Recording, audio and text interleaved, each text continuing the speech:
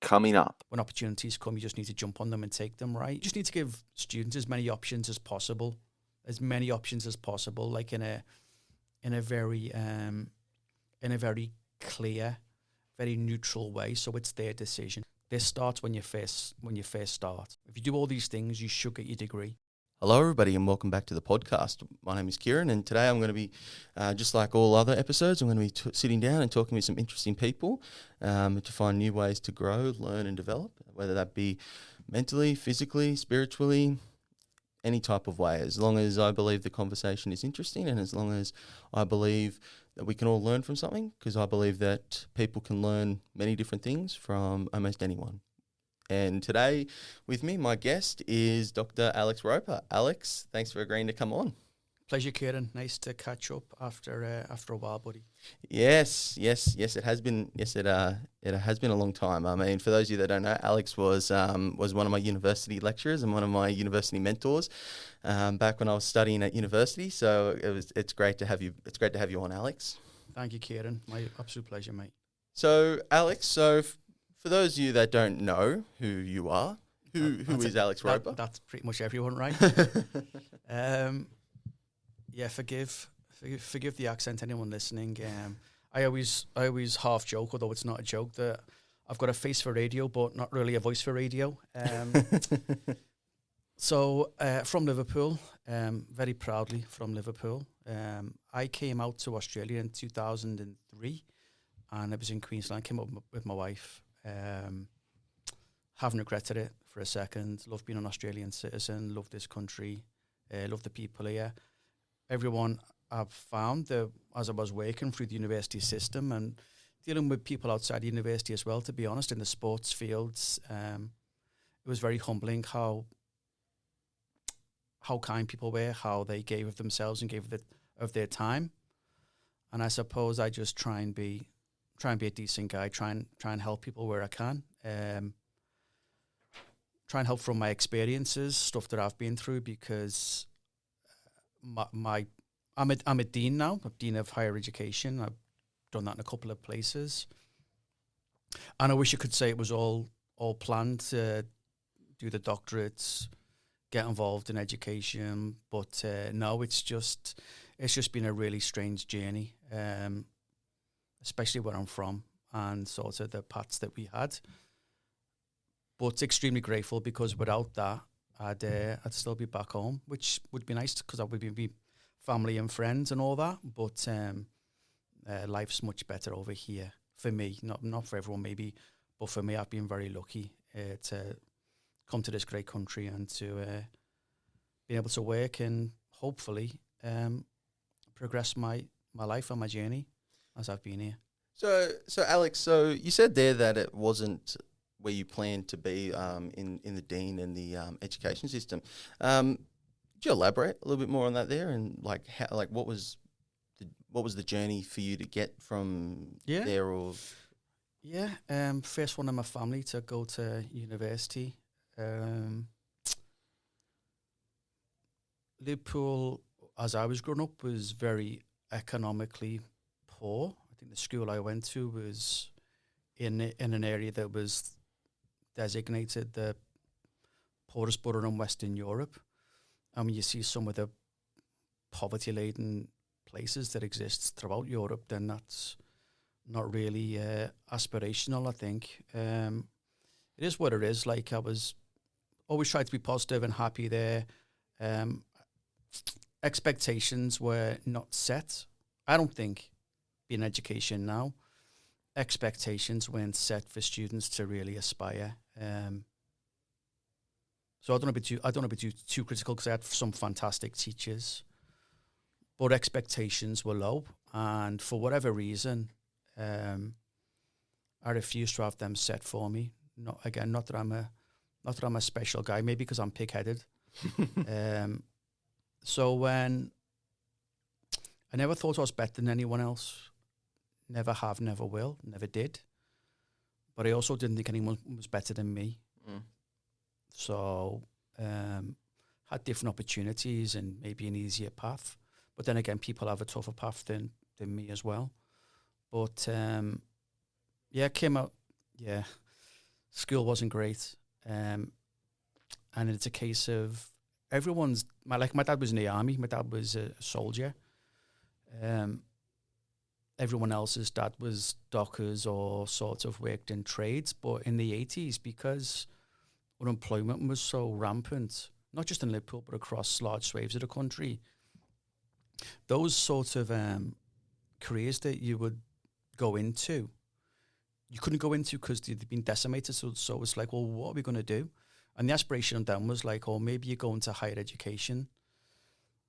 And so I was thinking, I don't really want to do that. I just want to earn some money, right? But it was a case of almost being forced to. I went to work in a car plant, so my dad ended up obviously marrying my mum, and my granddad got my dad into work, and then he got me into the same place, and it was a heavily unionised car plant, and I think I was there for maybe 12 months, and unemployment came around, redundancies came around, and it was a case of, well, what am I going to do? I think I was a little bit older then, so not old, but I was certainly past what the average age people go to university were. So I was like, well, at least uni gives me 3 years. I was really good at sports. I was very, very strong into sport. I'd represented Merseyside at 400 metres. I was a city champion at 100 metres. So I was never strong enough to be national standard, but I was decent at citywide, statewide. Decent at football, not exceptional. Wouldn't have been a Premiership player, no chance. If I'm being honest, wasn't disciplined enough. I was, I had neither the skill nor the discipline, to be honest, but I was decent standards. It helped being quick, right? So I thought, I'll become a PE teacher. I thought, wait a minute, well, what am I going to do? So I thought, well, I love sports. I can get paid to run round. I'd quite enjoy that. Didn't enjoy my degree at all. Certain parts of it I loved. Certain parts of it I just felt were a bit of a waste of time. Again, being a little bit older and having worked, I was less, what's what I'm looking for? Sorry, Kieran. I was less naive, I suppose, even if that's the right term. But I was less, if I saw something I didn't think was right, I wasn't backwards in coming forwards and saying, this makes no sense. So it didn't get me many brownie points. But again, you meet certain people in your life who were inspirational, and I had a fantastic lecturer called Anne DeLacy. And Anne asked me she came in one day and put a form on in front of the desk I was in. There's a few me and the lads were in there just sitting around and talking, and she put a form in it, and it was for an application for a master's degree at Warwick University. And I'm like, oh, Anne, God bless, but no, I've had enough. I'm not enjoying I love your classes, but I'm not enjoying my degree, to be honest. I think that's enough. I want to earn money. I was used to earning money. I was still working while I was doing uni, but wasn't full time. And Anne said, well, look, you've got no decision to make now because you haven't been accepted. You haven't been given a scholarship. It's just a case of fill the form in, and then if you still don't want to do it, then don't do it. And she said to my mates, make sure Alexander fills this form in, please. And all my mates are going, you've got to fill it in, Al. Like, Anne's, you love Anne. She's your favourite lecturer, just fill her in.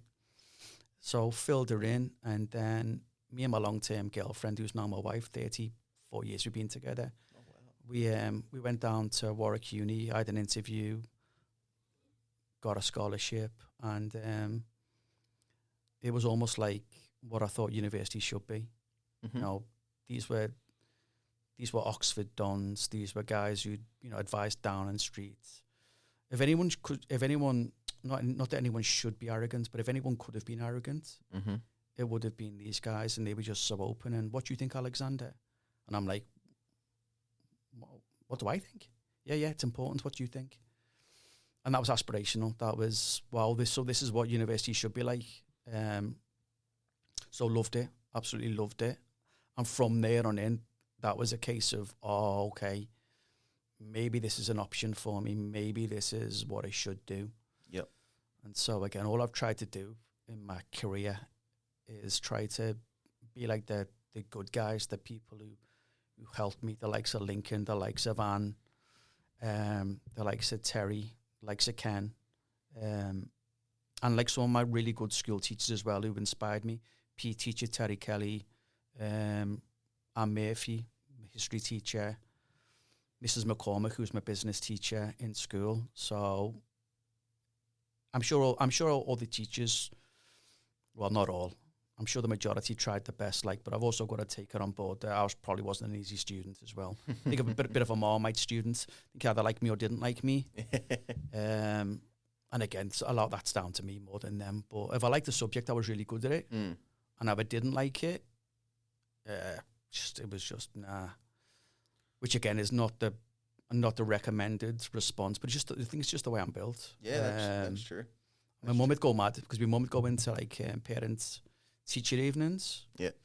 And she'd say, how can half the people love you and the other half think you're the devil? And I'm like, you should know better, Mum. You know what I'm like more than anyone. So yeah. Yeah, that's true. That's true. Yeah. I think most if not all mothers probably know their sons. Yeah. Alex, you said there that your teachers and all that. That's actually I believe a very good point.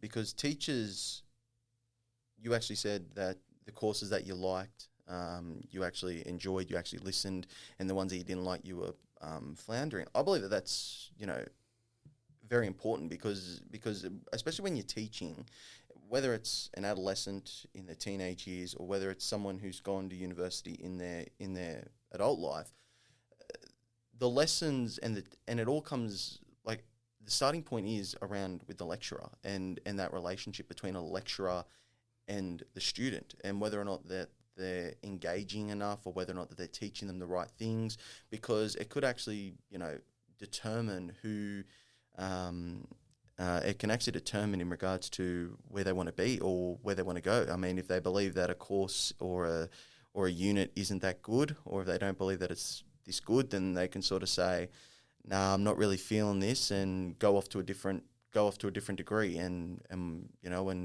lose their way or something. So I really do agree with that. Yeah. Point there. Students, no matter their age, aren't stupid, Kieran. They know when something's useful and when it isn't useful, or they typically know when it isn't useful. Yep. Again, I'm not going to mention where I work, so this is no sales pitch at all. I'm deeply committed to students' outcomes. We have a very real obligation to look after our students because we have ultimately power to shape what the rest of their life is going to look like. I mean, us and other people, but in terms of education, right? So students know when a lecturer is clocking in and clocking out, as I'd say, right? Yep. From the old factory days where you have your clock on the wall and you punch your card in, and then when you finish, you punch it out. And that for me is a mortal sin. It's an absolute mortal sin not to care about, not to go the extra mile, not to care about the welfare and the future of students. I'm going to go as far as to say it's unforgivable. So for me, I take my responsibilities very, very seriously. I want students to feel they have a return on their investment. So when they come in, when they're paying for the courses, then the very minimal they should expect is that what they're learning is going to be useful. Yep. So it isn't just because this is my area and I taught it that they should do it. Well, it's not about you, it's about them. So does this help them get a job? When they're in a job, does this help them transfer skills really easily? Does it help them get on? Does it set them on a good foundation, a good pathway? And so I'm really super keen on that. Again, I take what I do very seriously, mate. I'm not serious about a lot of things, but looking after students and my job, I'm super, that's because I realise, because of my own experiences, how negative it can be and what a waste of time it can be. Yep. When you don't have good direction, good advice, engage lecturers who actually care about you, educators who care about you. So, yeah. Yeah, if you don't love teaching, don't love students, don't want the best for your students, you shouldn't be involved in it, because it's not like a normal job where you can just go in, watch the clock, and then go home. Yep. Not at all, mate. Yeah, I mean, I definitely agree with that, and I think also what you sort of said there in regards to the skills, I believe that there are some degrees there where, look, let's face it, are more academic and more than practical, and then some of them require more practical stuff than academic, and then you've then got some there that's sort of the mixture of the two, and I believe that there is where it really does sort of make it also a lot more harder for, especially in today's society as well, because people are paying obscene amounts of money to want to go to university, even here in Australia, or even just worldwide, so that there is where it really does it really does have a big factor. I was super lucky because I went to university because it was free, right? If it hadn't been free, then I wouldn't have gone. And so that informs my opinions as well. Yep. So, this student didn't get good grades in the school. Well, yeah, what school did they go to? Was it like World War III every day in the classroom? Was it impossible to do work at home because there was so much noise going on at home? Are the teachers invested in the students like they might be in a really affluent area? And it's not knocking people in affluent areas, because we all aspire to get on in life. But my point being, it's got to be a bit more than looking at someone's record of what they've achieved in school, because it's not the same. It's not the same experience. Yep. If you're from a poorer area, typically your school isn't as good. Yep. Not because your teachers don't try or because you're not as intelligent. It's simply because opportunities and support and all that type of stuff. It might be to do with how your family view education, and because they've had a poor experience of it, they're a bit jaded by it, and so don't put much faith in it. So I mean, for me, you've got to what you call it. You've got to give the return on investment, as I said. You've got to give them you've got to give students practical skills. The first spiel I ever give to, I don't know if spiel's the right term, but you know what I mean. The first sort of chat I give to students at orientation is, and I generally mean this, there's nothing I'm going to ask you to do that you've not already agreed to. You've agreed to... I remember that. You've agreed to come to class. You've agreed to engage in class, and you've agreed to do your assessments, right? Now, we won't do your work for you, because if we do, there's no achievement there, and it makes your qualification absolutely worthless. Yep. But if you do all those things and you meet us halfway, I promise you we'll get you through the degree. But that's only half my job. The other half of my job, as I see it, is to set you up for success going forward and try and get you employment. And that's not always possible, Kieran. It's not always possible, but it's in my head for sure that I'm going to try that. I'm going to try and give people advice on what they should be doing as part of their degree to try and set themselves up, because it's really competitive, right? Yep. It's not like the old days where not many people did degrees. A lot of people do degrees now. Yeah. And so it's hard to stand out from the crowd. And that can be a choice of where you go and study. It can be, a choice of what you learn. But my recommendation would be to go to somewhere where people care for you and have your interest at heart. And we'll try and help you not just get your degree, yep, but set you up for life, because having a degree is lovely, right? And the picture's nice on the wall and the certificate's nice on the wall. It don't pay your mortgage. So it's got to be more than just getting a degree. It's, your experience has to be much more than that. Yeah, I mean, I definitely do agree with that. I definitely do agree. Do you think, especially because you said there now that a lot of people there have degrees, I don't know. I mean, I'm probably going to ask this one, but do you think maybe degrees are starting to become a little bit more I won't say obsolete a little bit, but they're starting. But do you think maybe because everyone is getting a degree, it's more like kind of like what you sort of said there. It's like everyone's got one and all that sort of stuff there, or do you think that there's still or do you think that it shines everyone out from the crowd? I think it's case by case. I think the schools have a big role in this, because for me, schools should be advising students. So, for example, if you want to be a lawyer, then you need a law degree. Of course. If you want to be a surgeon, engineer, etc., etc.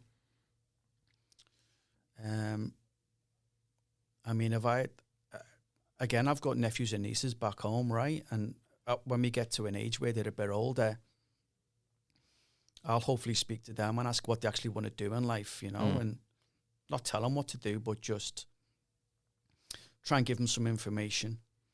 So, I mean, the first thing for me would be to do, it's not all about money, but it's a case of, well, what you actually want to do. And that's difficult. So ask someone at 18 what you want to do is super difficult.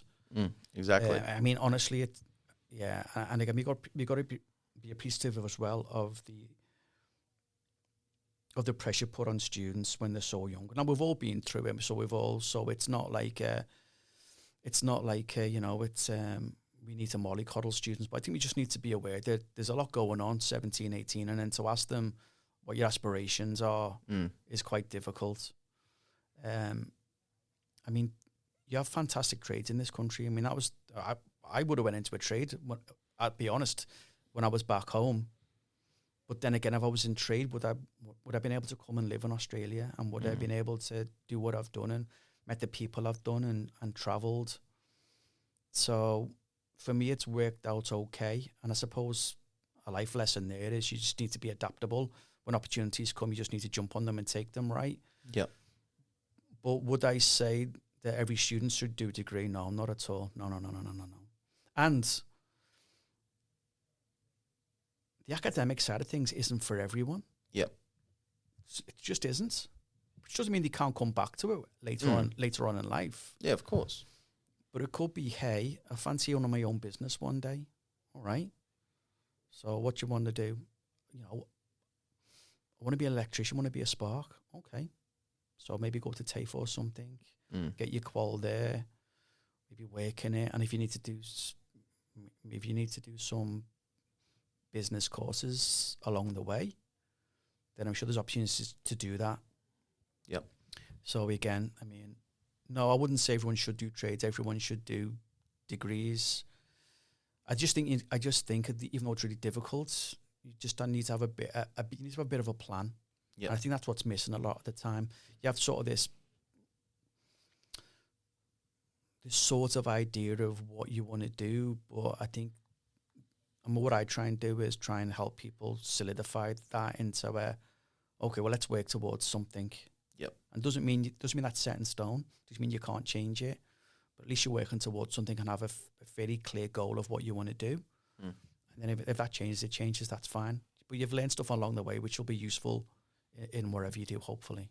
Do you think, because you also just said there that there is a lot of pressure on our young, our teenagers, 17, 18, 19. I remember back when I went to university, straight after high school, went to uni, it was different, because like you're in that routine going from 8 till 3, and then, like there are some classes there where, you have to be there at 8 o'clock lectures, but then you don't have to then have a class until 2 o'clock in the afternoon, and all the assignments, which is par and par for the course. But do you think maybe that instead of actually trying to say to the young adolescents that we shouldn't be, if they don't want to go to university or if they don't know what they want to do, they can always go back to it? Or do you think maybe, or maybe go to it because, or something? Yeah, the view is you can always go, right? And that's, again, I'm very passionate about that because I went to university when I was a little bit later. I was 21 when I went to uni. That's still young. That's still young. But most people who go in at 18 and haven't worked in very masculine car plants where people are screaming and shouting at each other, and not more boxing clubs than debate clubs, put it that way, right? So, yeah, so, I mean, you can leave school at whatever age you want to leave. I'm not sure I mean, again, I've been here a long time, but I know in the UK you can leave school at 15 and a half. I think my wife left school at 15 and a half, went to work in a factory, and then I ended up working in a restaurant, and then went into management after that. But again, going back to it, she was set low expectations of herself, and because of where she was from, and so academia is not really for you. It's just need to get you through to 15 and a half, make sure you don't get in trouble, and then go into the world. And I just never accepted those constraints on me, type of thing. But it's she's been a manager now for years in hospitality. So I mean, she could do a degree in hospitality. Just has no interest in it really, but could do it if she wanted to. So again, I think trying to guide students when they're younger as to what they really want to do, and I think that's the most important thing for me. It's, well, what do you want to do? It's not about what your parents want for you or what expectations are, because you've got to live this life, right? It's what you want to do. And a lot of the time that can be, I'm just not sure. I mean, when I went, it was just like, I don't know what I want to do. Maybe a PE teacher, which would have been a pretty cool job when I was younger. Not so much now, hobbling around the footy pitch. But I think the advice for young students is have a think about what career you want to do. If you want to travel, if you want to have your own business, if you want to work interstate. I mean, you're going back down the mines and in a fortune. Like, so if you want to have if you want to be mortgage free by the time you're 30 and then reevaluate things, then I think you just need to give students as many options as possible, like in a very clear, very neutral way. So it's their decision. Okay. Yeah. That got to be informed, Kieran. Of course. Right? Yeah. I mean, I definitely do agree with that. Because you are right, because it is our life to live it. We are the ones that are living the lives.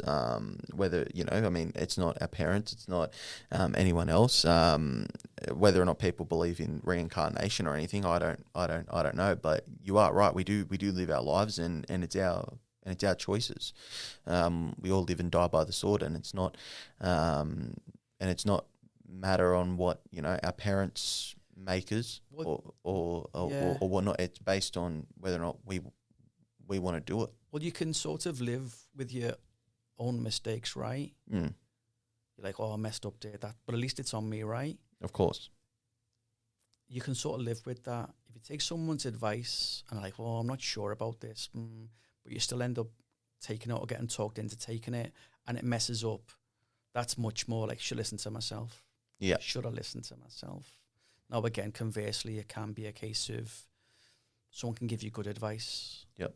I suppose, again, though, that's part of being informed. So having all the different options available and then making your own informed decision based on advice, based on good advice or wherever, if you feel. And also learning from that advice as well, I mean, for sure. I think there's this old saying, the definition of insanity is doing the exact same thing over and over again. So, I mean... and expecting change, right? Yeah, doing the exact same thing over and over again and expecting change. So I think, if you learn from your mistakes, I mean, it could also be a blessing in disguise. But yeah, I definitely do agree with that there in that sense there. Do you think... Going now forward to today, because that's what we've been talking about in the education system. You said there that education was free back then. Do you think that something like that there should be like that there from a lecturer or from a dean's point of view? Like, do you think that university or higher education, whether it's TAFE or whether it's university or something, there should be sort of free or something like that there? Or do you think more so the quality or do you think that we should be having higher quality of educational institutes? So all right, here's where I get into trouble. Not for the first time in my life, let's be honest, right? Okay. But I can't say before that I was used to giving forthright opinions and then dodge questions. Okay, so I think higher education providers, universities for sure, because private providers are there to make money, right? Yep. As long as they provide a good service, they'll make money. I think universities have become churn-out factories for students, irrespective of what awaits that student after 3 years in a debt. Yep. Why should the general public pay for that? But conversely, why should only the most affluent people go to universities because they can afford it? And I get that, well, because the parents have been successful, et cetera, and because they can afford it and because they don't owe any money and stuff like that. But for me, there's so much talent. Like, I've got mates back home who are really smart guys who, under different circumstances, within different environments, could have achieved so much. And they've done okay, don't get me wrong, they've done okay. But it's terrible to see talent that goes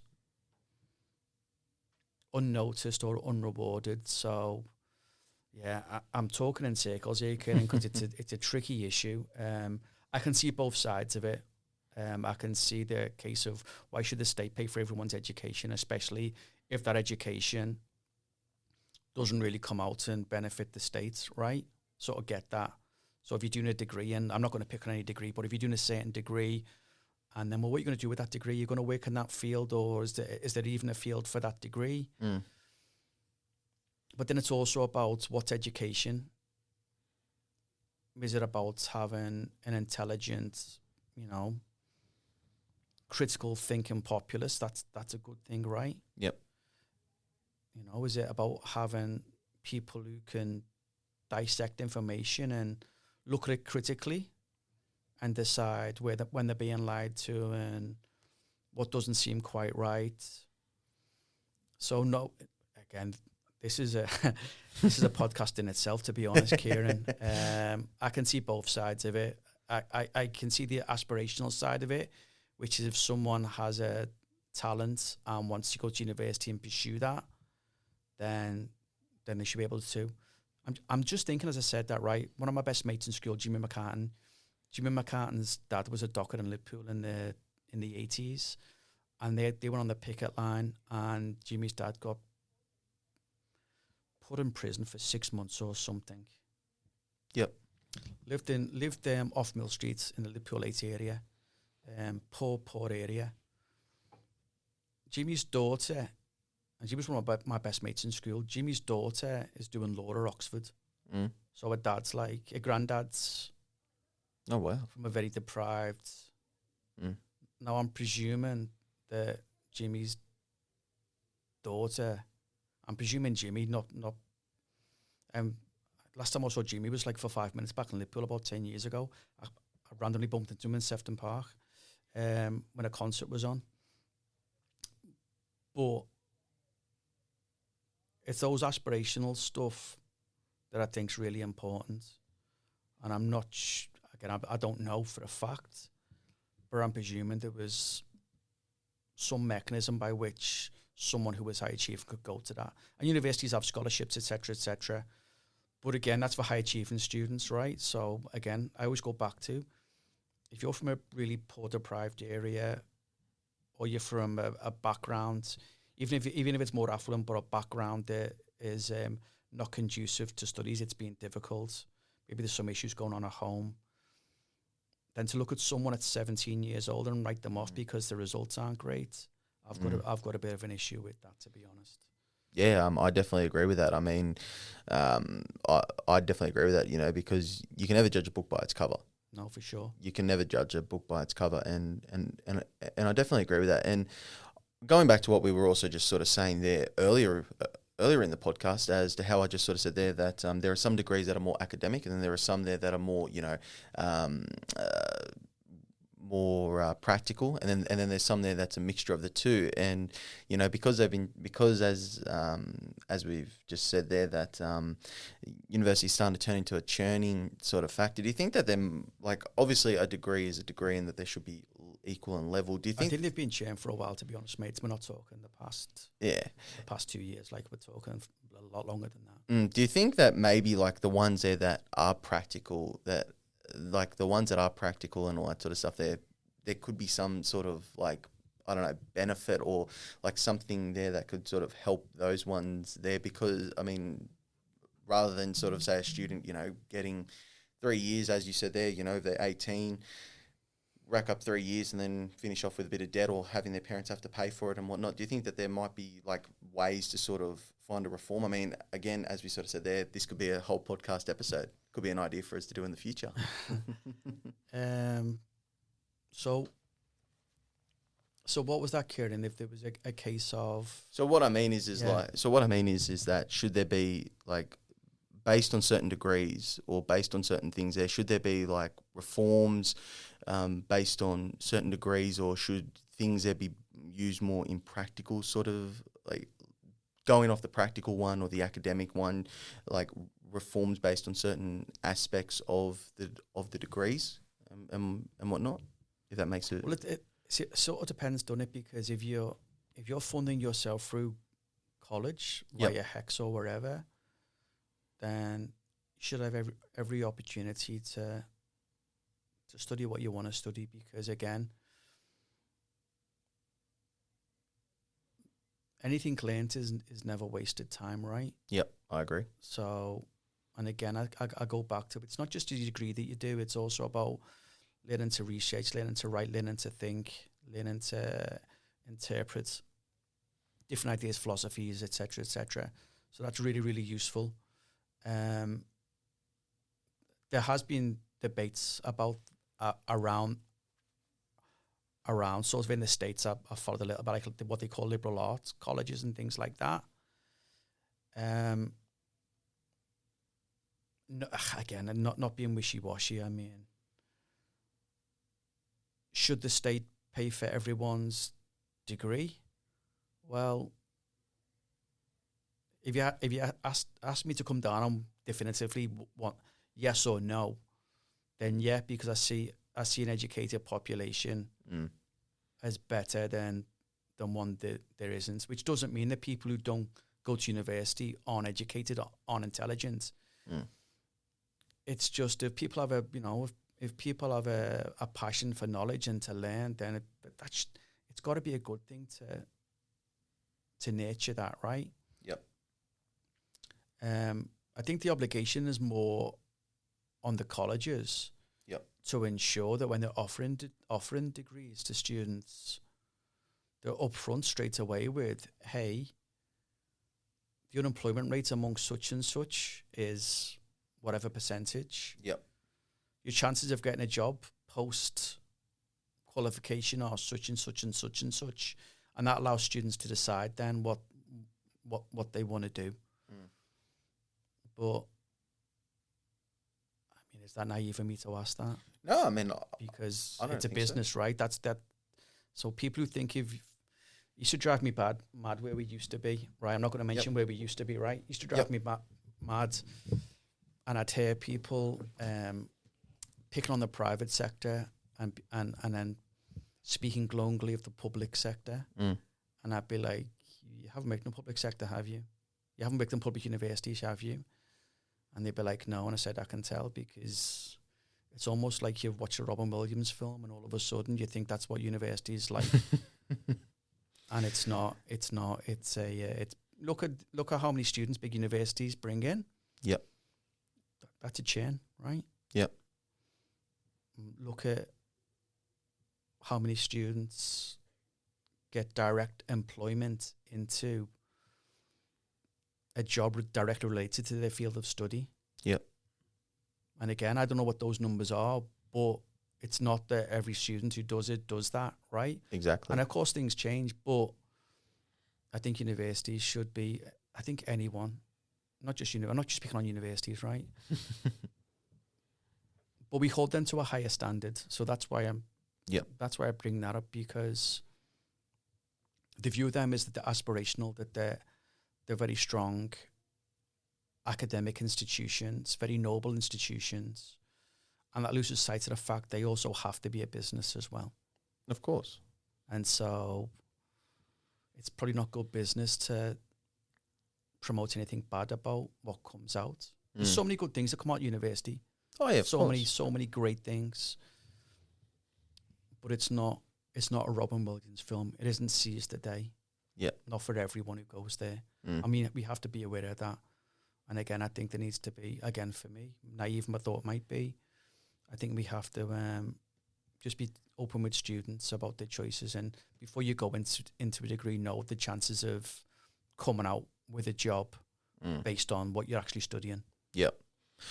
I agree with that. I think that it's also, I don't want to sound a bit like this here, but I think it's also a bit on the universities themselves to also help their students as well in the basis of trying to whether or not it's through their connections or through through partnerships or whatever, to try and have that transition of graduate life to then go or from uni life to go into the workforce or even straight away. Work readiness, right? Yeah. So it's the work readiness. So it's okay. How do you transition seamlessly as possible from being a student into now being a worker in a full-time worker in the workplace?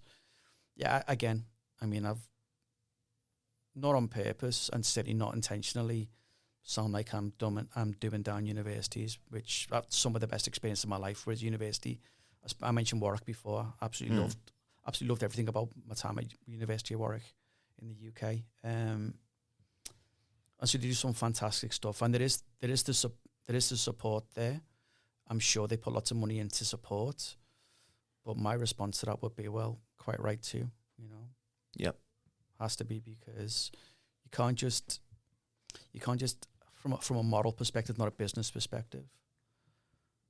Although repeat business is good business, right? And good word of mouth is good business, good marketing. Of course. But for me, I mean, it isn't just about how many students graduated.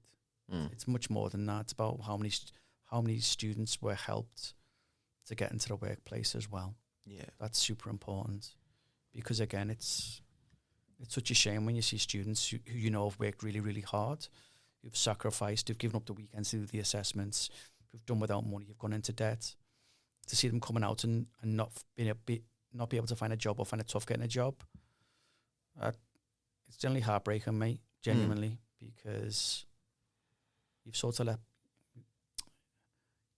them down a little bit there for me, because again, my whole ethos and impetus to be involved in what I'm involved in is to help people get on and to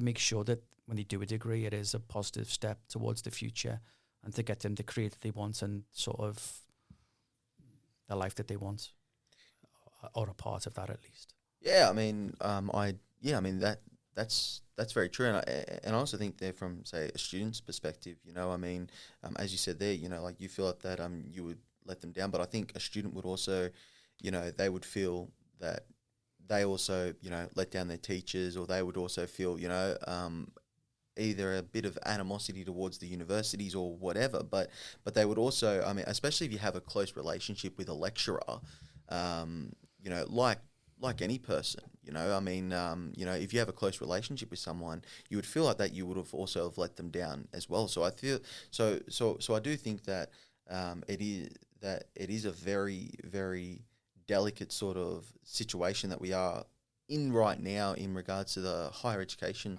I'd honestly never feel that, Kieran. I'd honestly never feel let down, because I appreciate how tough it is, and I see the efforts that students put in. Yep.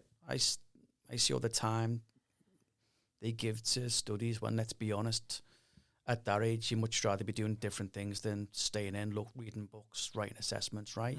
So that type of sacrifice should be, for me, should be appreciated. So for me, I'd honestly, I'm not just saying it to be the good guy.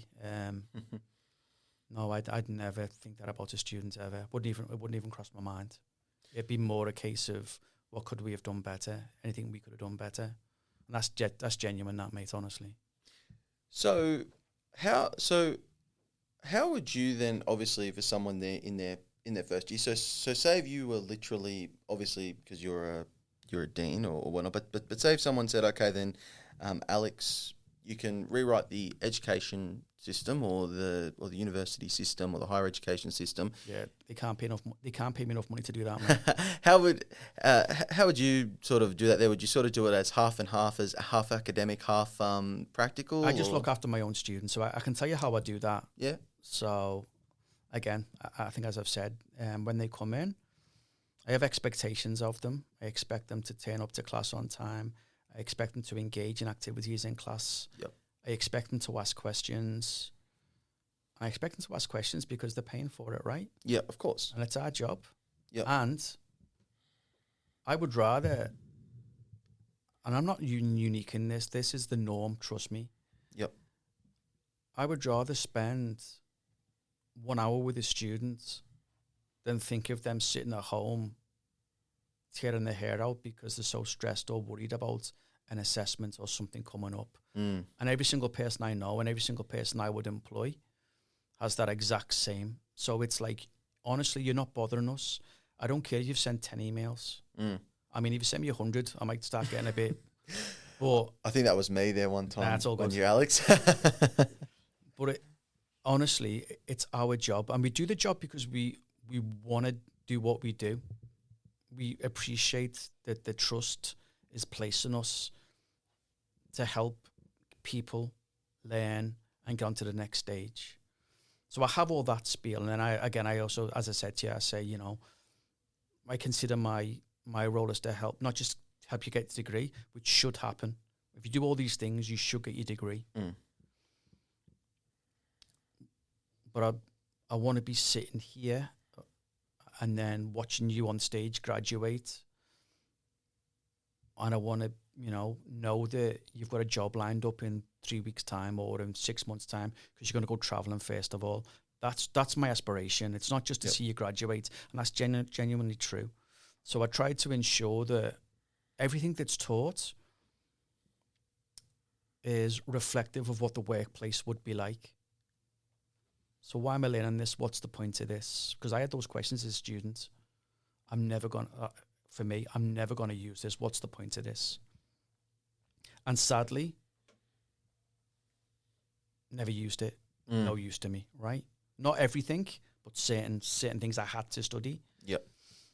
And then I also appreciate, university is a little bit like an obstacle course in terms of here's a hurdle to jump over, here's a loop to jump through to prove you can stay the course. Of course. So I get that entirely. But it's got to be useful though, mate, right? And of course. In terms of real world applications, so I'm learning on this. Is it important? It's important to what you're going to do in your career, and here's why it's important. And then guest lectures from industry, site visits to industry, internships. Yep. They're all super important because that's the type of stuff that will hopefully set you up better to apply for jobs, because you can say, well, I've done this, and this. And as we know, networking tends to get a lot of jobs for people. So if you work for someone and they can vouch for you to someone else who they might know in their circle, then that sets you out apart as well. Of course. It's all those type of things that I would incorporate. It wouldn't just be a case of concentrating your studies and nothing else. No, it wouldn't. Honestly, it wouldn't be. It would be, please concentrate on your studies, but think about trying to get some work experience as well, and we'll try and help you set that up. Yeah. And that's not in third year when you're like 6 months away from graduating going, oh God, I've got no work experience, I better work somewhere for 6 months. this starts when you first start. Yeah, of Your course. studies come first, right? Yep. But again, I don't want to sound like that grumpy old guy, but if you can spend your weekends watching Netflix, Yep. which is not productive, even though that's probably me nowadays, maybe volunteer to work somewhere or do some work or look for some paid jobs. Yep. That are actually useful to you, to your area of interest, like what your degree is in. Yeah, I mean, you said there with the networking. Networking's super important. You said that there with the networking. And I think that if you're doing a degree and if you do it face to face, obviously online it is going to be a lot more harder. But if you do it face to face, you're also meeting people who are doing the degree. Your network, the same as you. Your first network. So you can easily then network as well. Depending on the relationship that you also then have, say with the lecturer. Second network. If you have a good relationship with them, they would probably be more than likely to introduce you to someone else and whatnot. Whereas if it's not, then they probably wouldn't. So you can also sort of see there that there is that building of a network there. I mean, as you said, they're the people there who are doing the studying of our course with. 5 years down the track, who knows? They might have a business opportunity coming up for you, or they might have they might be opening up. Say they're a doctor, opening up a hospital, and they might want to bring you in or whatever. So that there's the first network, and then the second network is the lecturers as well. So I definitely do think that the networking aspect there is a very critical and a very key part of it as well. Because I mean, you've heard this saying like I have. It's not what you know, it's who you know. In regards to it as well. So I think that there does play a big role. I mean, obviously, I'm not saying that university is bad or anything. No. I'm just saying that there's an old saying there that we've all heard. It's not what you know, it's who you know. But it's also people at university that you go to study with who are again, I said that before, they're your sort of first network. And so it's people they know, people they can introduce you to, people who can put in a good word for you, etc., etc. Again, it's your lecturers, you can do things for that. If you put on placements and do as many, you want to take as many shots at the bullseye as possible, right? So if you can, as I say, if you can start doing stuff in first year and planning. Mm-hmm. Again, I know it's tough, but it's I say to the students, 3 years seems like a lifetime. But if you're coming in when you're young, right? Yep. You've got like 50 years ahead of you. And so three and a bit tough years to have 50 years of more relaxed living seems to me a good. I'd take that. I'd take that all day long. I think we all would. I mean, even people in their 30s would probably say, look, you know what? I mean... You've still got hopefully a long time left, right? Yeah, you've probably got another, again, 50 years there. So you're probably saying in their 20s, you're probably thinking, they've got 60. So you're probably thinking, know what? Like 3 good years, I mean, or 3 tough years. But if it means, for example, you're building connections or you're building networks and you're growing as a person, then, to get to where you want to be, to the point of, having the next 50 or 60 years as not stressful as those 3 years, then I mean, of course, definitely. Just quickly, I mean, because this is actually something here which I've actually wanted to ask for a while, is back when you started teaching at a higher education compared to now, what's sort of changed? I mean, like, has there been any change in regards to, like the ways to how students go about things? I mean, like, obviously technology has changed, but has the students' mindsets or the way how things have gone about and all that, has there been any changes or stuff there that you yourself could notice? I haven't taught now, to be honest. Oh yeah, of course, because you've been dean. Because I'm dean. But from when you last taught to back when you first started teaching?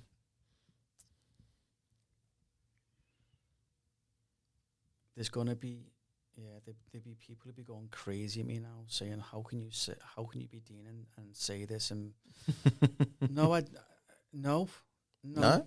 In terms of like, so I remember being in university, and I mean not when I went into postgrad stuff, but assessments were handwritten, assessments were handed in. Guys who used to do PhDs on typewriters, oh my God. Yep. My respect for them knows Definitely. no bounds, honestly. Especially if they make a mistake. I think they were that smart to know Stacey didn't make mistakes, Kieran, to be honest, and quickly add, I was not one of those. Word processors, thankfully. No, there's different ways of learning. I mean, that's changed because of technology. But fundamentally, students, when I first started teaching here in Australia, so when I sort of, I wouldn't say finished because I still like to do guest lectures and that, but just good people, aspirational, wanted to get on, liked a bit of a laugh as well, which I'm always up for, because life's too short, right? Yeah, exactly. And you know, I'm serious about studying, about wanting students to do well, and I'm serious about having clear expectations of what isn't acceptable behaviour. But it's nice to get on with people, Kieran. I like to get on with people. I like to help people as much as possible. So, no, students have been honestly great since I've been here. I'm thinking now of maybe one or two students who weren't great. But, I mean, in terms of behaviour and stuff, but, or attitudes towards study, but not bad people at all. Just maybe a different philosophy from me, right? And what worked for them. If it did work, good on them. No, not really. We can offer more support nowadays because things are easier to provide for students. Yep.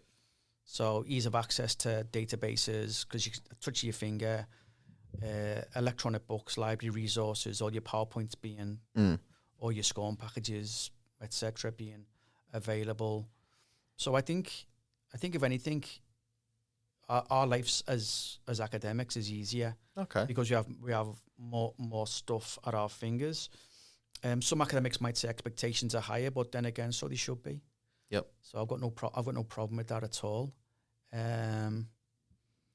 Again, I'm sure there's differences. People going about different generations and attention spans and things like that. But yeah, I can only speak from personal experience. Yeah, of course. And I check on, even though I don't teach, I check on my lecturers and my students every class just to make sure everyone's okay, that no one feels like they're taken for granted or unsupported, or no one feels like there's nowhere to go if they need some help, just to make sure I'm visible and I can help them.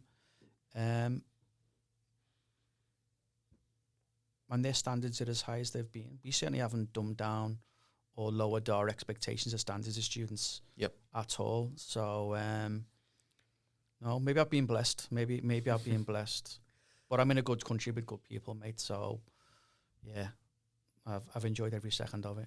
Just a couple of questions there, because we're nearly finished, and whatnot, because we're getting close to the hour mark. But what do you think are some of the challenges going to happen in the future now for universities, especially because or just in education in general, because we're now having stuff, like ChatGPT with AI.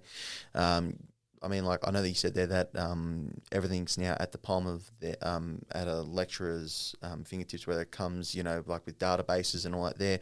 But there's also different challenges, as I said there, like AI.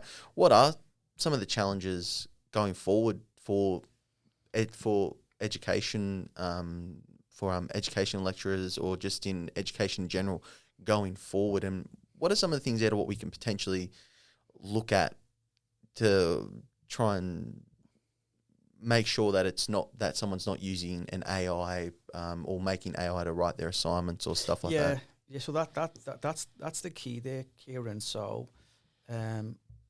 my perspective on Gen AI is that if I've got my own business and I'm aware that Gen AI has been around for a decade or more, but now it's becoming sort of in the vernacular and everyone knows about it, and realize that it's not going away, it's going to get better and better and better, then if I'm employing people and they know how to utilize this new tool, I'm saying new tool, right? Yep. In air quotes, this new tool, well, then that to me is a boon to my business, because that means we can be much more streamlined. We can utilize resources better and human resources better. Everyone sort of panicked in the, again, I'm going to get in trouble for this as well. Everyone sort of panicked in the education space. Right, oh my God, Gen AI is coming in, ChatGTP, and everyone's going to be using it. And I'm like, well, that's a pretty poor opinion we have of students if we think they're automatically going to cheat because they can. They could have cheated before, right, and didn't cheat before. Yeah, of course. They could have cut and paste stuff from the internet. So nothing for me has really changed, to be honest. I think if you have strong academic integrity policies and procedures, if you have assessments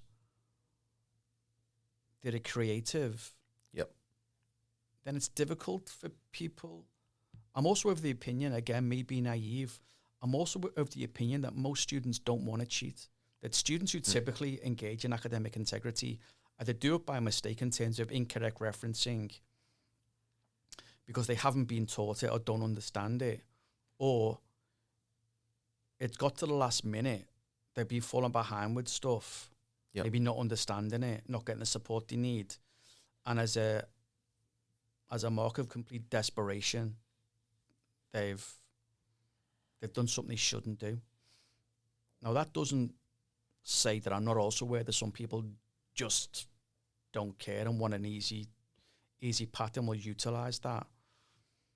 But for us, it's important that we have assessments that are created properly, that we include use of a viva. So a viva would be, can you speak about your assessment? And there's some questions based on your assessment. And if you've just literally cut and paste stuff from ChatGTP, you're not going to be able to answer that at all. You'll have no idea what's going on. Presentations, questions via presentations. So there's definitely things that we can utilize. But again, for me, that was always the case, though. Yep. Because what's the difference from ChatGTP and someone asking their big brother or their uncle or their mate to do their assessment for them? I'm not seeing what the difference is really. Or someone else who's already done the degree, or someone who's already done that there, sending them sending them their assignment, and just sort of saying, look, like not copy it word for word, but just like, for example, you can use it as a reference as an tool. exemplar or something. This is how I set it out. Yeah, so maybe I'm naive, and maybe I shouldn't be doing because I'm so naive, but no, I have higher expectations of students than that they're going to cheat. So we try and have lots of formative activities in class whereby students are constantly working on their assessments based on, because your classes should be in support of the assessment. So we go back to, why am I learning this? Why is it useful? Yep. And it's a case of, oh, okay. And why is this class taking place now? Because you need to know this to do your assessment. So there's always opportunities in class to work with students on the formative, which goes to the summative, towards their main assessments, right? And lecturers, it's important that lecturers are allowed to do that because they can see who's doing okay, who's struggling, what areas of extra support are required, what students are grasping clearly, what areas students aren't grasping. So we do things like that. But fundamentally, again, I think it's down to supporting students and to having our own things in place. Again, we want to run workshops where students are actually taught to utilize Gen AI, not for their assessments, but to help them plan things. Mm. So, hey, my assessment's due in this time, work out a study plan for me, or work out when I say a study plan, like how many hours should I be doing this week? And we sort of give guidelines on that and the outlines and talking to students, but it helps them work out, well, I need to work on this day, I've got this on this day, my assessment's due back, let's make a plan where I'm doing a little bit as well as what's in class, which allows me to do stuff. There's lots of stuff. My wife asked me to help her with a workshop last night, and I said, okay, what exactly do you need? So I had some ideas because there's lots of workshops that are available that have been sort of developed. Whacked it into Gen AI, so give me some pointers, and then went from there as a starting point. So it's very useful. Yeah. It's not the enemy. And even if it is the enemy, it's here to stay. It's not going anywhere, right? I agree. So we need to learn to work with it. Again, this is another third podcast here, Kieran, because that's a chat in itself about the way education can go. Will it replace lecturers? I don't think so. No, I don't think so, because I think lecturers can bring experience and lived experience to classes and help students. But certainly as almost like a tutor, it could be really useful. And that's how I treat it. I treat it sometimes like a colleague. Hey, I've got this idea for such and such. What do you think? Or critique this. Yeah. And it's pretty good like that, yeah. And again, I can choose to take the advice or not take it. But it's useful when you critique stuff because you ask, and then I'll run it by colleagues as well and see if the same critiques there. So it just helps being more informed in terms of, hey, what about this for an idea, or what about this for a plan? So it can be quite useful, and I think humans will need to learn more about it and engage with it. And I think the ones that don't are the ones left behind, to be honest. Yeah, well, I mean, you are right, and I definitely do think that AI, it's obviously here to stay, but the one thing that what AI can't do is, it can't help build your network and whatnot. So that there is something there to which is a downside. But you've also given me another good podcast idea, Alex. That's something there to what we could do. That's two there to what we could do. But that there sort of wraps up the most part of it. Last week last episode I asked Jerome a question, and I sent it to you before, and it is sort of said, Jerome sort of said at the end of the last episode was, if you had an opportunity to run a sport for a year of your choice, to run sport for a year or a day, what is the one thing that you would change or do differently or introduce? It can be any sport. It can be for any sport or what sport you like. Oh, I've got a really simple answer, which is going to sound really, really dismissive, right? Yep. Again, I could talk about this all day. Again, Scouser mates, we talk a lot, right? Blame the Irish for that.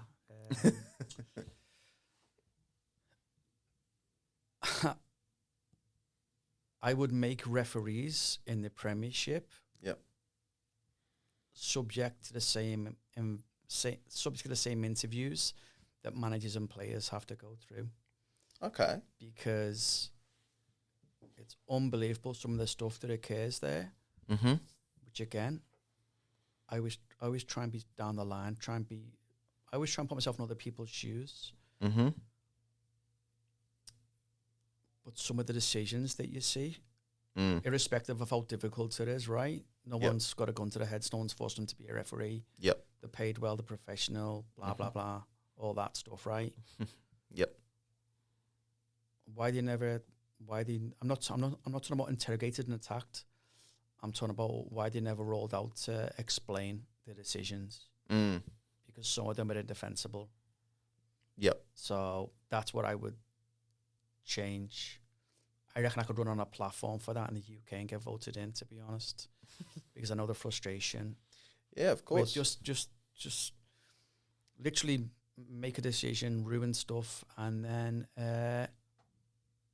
almost locked in a cupboard, and no one never explains why this was happening and that happened.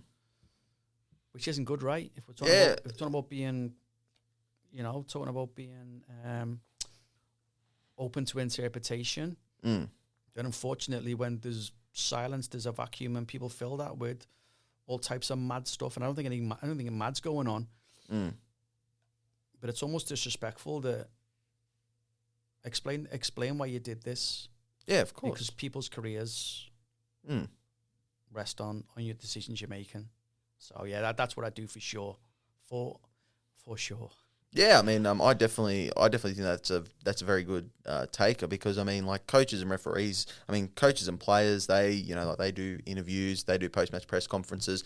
I mean, I definitely do think that, I mean, look, if you had a referee, even if it was for like 5 or 10 minutes, I mean, and then just sort of, even if they were to just even sort of say after the game, or even if they were to, even just issue a statement as to what they, in regards to the decisions that they made in regards to it and whatnot, I think it would create a lot more transparency, but also two, I believe it would also stop the fans from actually blaming or like having a go at the referees themselves, because like, while yes, like they are paid and they are professionals and whatnot, it's still a bloody hard job to actually do the referees. So, I don't think anyone's ever going to stop having to go to the refs. Yeah, I mean, look, that there is true. There is true. But I do think that it gives fans that to actually, I think it gives them that bit of closure to sort of say this is why he made that decision. Yeah, whether or not they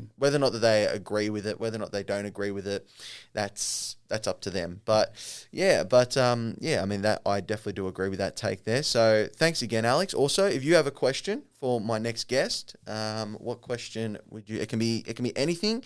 It can be about what we were talking about here. It can be about anything in growth. It can be anything. I'm interested in best advice someone's had, or best life lesson, because again, it's all about learning from different experiences and different people. And I've spoke a fair bit today, right? Yep. Just my opinion. Doesn't mean I'm right, because you could have someone who's walked the same sort of journey, maybe with a different opinion, and that's absolutely fine. Yep. It's not about being right, it's just about being honest, okay, and sort of saying what you think, because if someone asks you your opinion, then you give it, right? Yep. I think the issue is when you think your opinion is the only opinion, and it's the right one, and anyone that goes against it is the enemy. So, but yeah, I love learning from different people and speaking to different people. So, someone's best advice someone's ever had, or sort of the most important life lesson. Okay. Because that'd be useful for people, I think, mate. Yeah, I mean, definitely. I mean, I think that's also now gotten some. That's actually brought some stuff there to which I need to also think about as well, because you just brought that there up to me, because me thinking about what would be some very valuable life lessons there to what I've brought to what I've had. Whether that's been through coaches, teachers, parents, and all that there. So yeah, I mean, that's a very good question, one that I'll ask my next guest. So again, Alex, it's been a very insightful conversation. I believe it's been a very insightful conversation. Thanks again for agreeing to come on. Certainly not going to be the last time I'm going to be having you on. I'm going to try and have you on.